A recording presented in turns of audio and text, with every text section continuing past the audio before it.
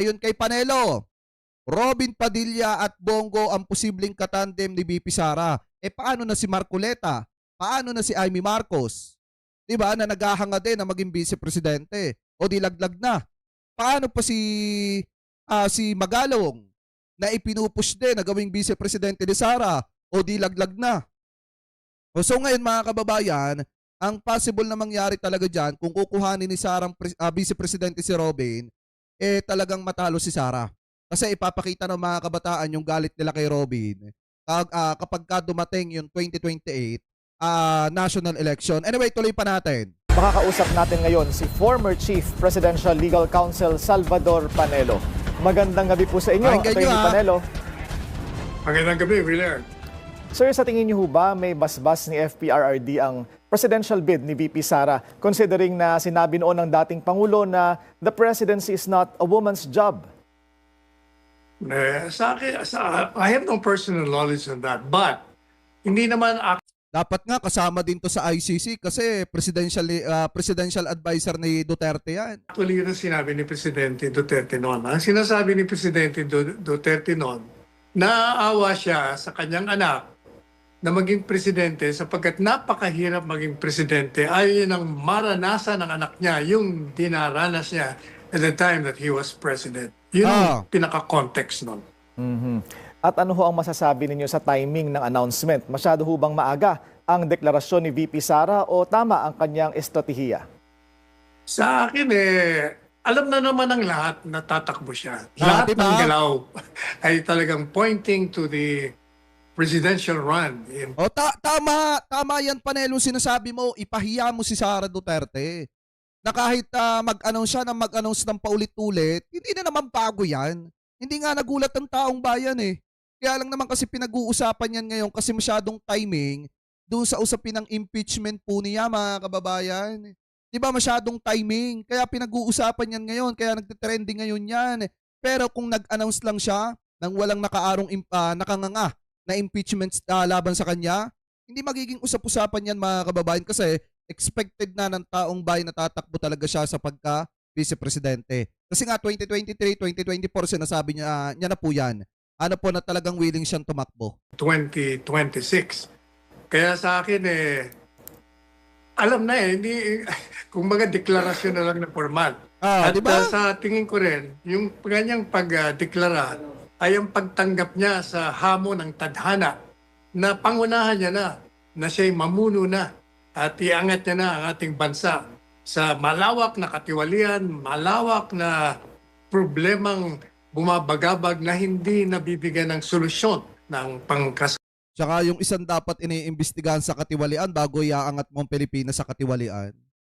Diba? Di lalo na naging kahiya-hiya ang ating bansa. Kalukuyang administrasyon. Kawawang Pilipinas. At expectedly, Attorney Sal, maraming lumulutang na pangalan. Pero para sa inyo, sino ang dapat maging katandem ni VP Sara sa 2028? Dalawa lang ang nasa isip ko dyan. Kung hindi si Robin Padilla o si Bongo. Ano ho ang ma-achieve ni VP Sara kung either of the two ang kanyang pipiliin? Loyalty. Pareho malakas malakas pareho si Robin. Nakita naman natin, nag-top notcher. Ganon din naman si Bongo. So wala kang mapagpilian sa dalawa. Pareho malakas Talagang mananalo. Game over na yan pag yung dalawang yan. Either or. Apat na ang inihaing impeachment complaints laban sa Vice Attorney Sal at tingin ng mga kritiko, paraan lang daw ang kandidatura ni VP Sara para takas. Sureball daw pag si Robin, tandaan nyo yan Pero para sa akin, mga kababayan, laglag na si Robin. Lalo na at mga kabataan nga ngayon ay galit na galit kay Robin Padilla. Saan ang mga ito? Ano ang masasabi ninyo rito? Alam po ninyo, yung impeachment is a political game. Political process yan Kaya yung sinasabi nila na dahil nagdeklara siya para yung mga nandyan magbaliktaran. Unang-una, whether magdeklara siya o hindi, formally, alam ng mga yan na tatakbo siya. Hindi na kasi bago yan. Hindi na bago yan. Kaya nga wala nang surprise. Nung nagdeklara siyang tatakbo siya sa pagka-presidente, wala nang surprise kasi hindi na po bago yan. Matatakasin yan, talagang patakbo siya.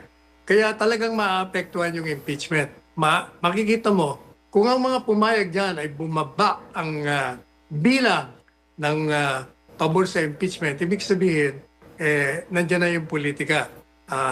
Sinasalba na nila mga sarili nila. Pagdating din sa Senado, ganun din yan. Alam nila tatakbo yan eh.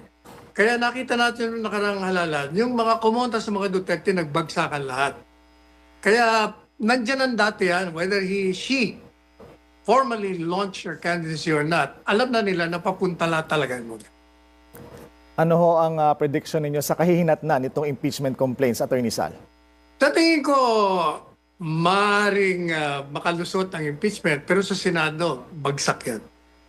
Titingnan Tumungo naman natin. tayo, Attorney Sal, sa ICC. Wala hong balak dumalo si FPRRD sa confirmation of charges hearing. Ano ang aasahan natin sa mga pagdinig?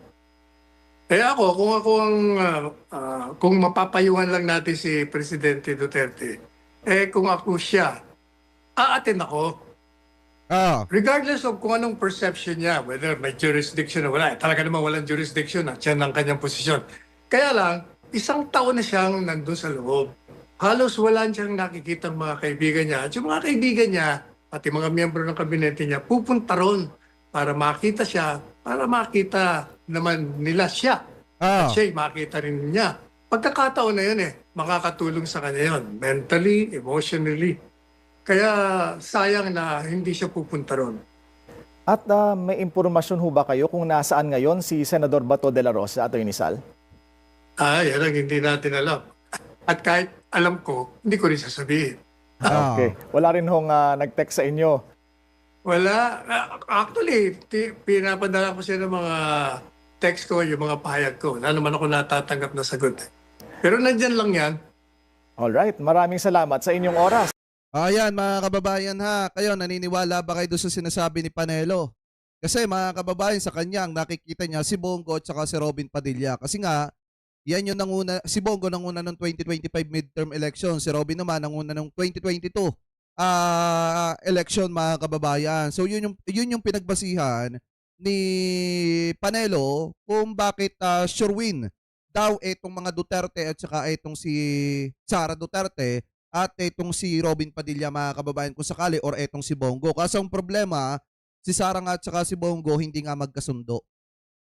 Kasi nga, nahati sa dalawang faction mga kababayan, ito pong grupo ng mga DD-shit, yung isang sumusuporta kay Hanilet at yung isang sumusuporta kay Sara Duterte. So ngayon mga kababayan, ang possible dyan na pagpilian ni Sara, in my personal opinion, either etong si Robin, etong si Marcoleta, o etong si Amy Marcos. Kasi si Amy Marcos, naghahanga din na maging vice-presidente ni Sara Duterte.